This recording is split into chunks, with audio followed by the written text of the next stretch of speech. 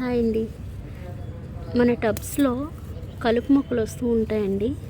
So వాటిని అప్పుడప్పుడు ఇలా తీసేస్తూ ఉండాలండి, లేదంటే బలం అంతా ఈ కలుపుకే వెళ్ళిపోతుందండి, అసలు మొక్కలకు ఉండవు. సో అప్పుడప్పుడు మనం చెక్ చేసుకుంటూ ఉండాలి, కలుపు ఏదైనా ఉంటే తీసేస్తుండాలి. చూడటానికి పువ్వులు చాలా అందంగా ఉన్నాయండి, కానీ ఇది రిమూవ్ చేయక తప్పట్లేదు.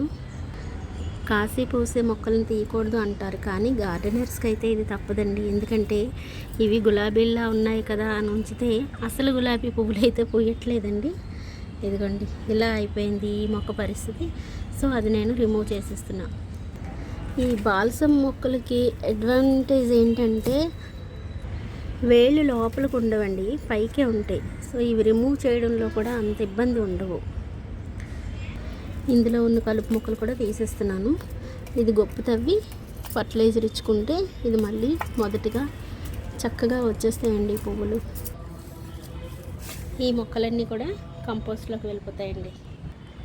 ఇది సెకండ్ కంపోస్ట్ బిన్ అండి. ఫస్ట్ కంపోస్ట్ బిన్ రెడీ అవుతుంది. ఇవి బొగడబంతి పువ్వులండి, మనకు తెలుసు కదా, రుద్రాక్ష అన్నమాట. రుద్రాక్ష పువ్వులు అని కొన్ని ప్రాంతాల్లో అంటారు. సో వీటన్నింటినీ కూడా నేను ఒక టబ్లోకి చేరుస్తున్నా. ఇదిగోండి ఈ గోళంలో వేసేసానండి ఈ మొక్కలన్నీ. సో ఇవన్నీ ఒక చోట ఉంటాయి.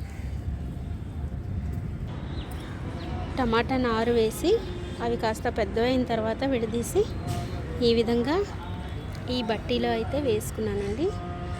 ఈ ఇయర్ అంతా కూడా నాకు టమాటాలు రాలేదు, ఇప్పుడు వేసాను. మరి వీటి రిజల్ట్ ఎలా ఉంటుందో చూడాలి.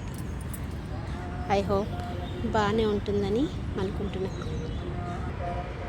ఈ పందిరిపైకి అయితే రాధా మనోహర్ అల్లించాలని చాన్నాళ్ళ నుంచి కోరికండి. ఇదిగోండి రాధా మనోహర్ అయితే ఇలా తీగలు వచ్చేస్తున్నాయి. ఇది వాటికి అల్లించేస్తా. ఇవి అన్నీ కూడా నా దగ్గర ఉన్న క్రాటన్ కలెక్షన్ అండి.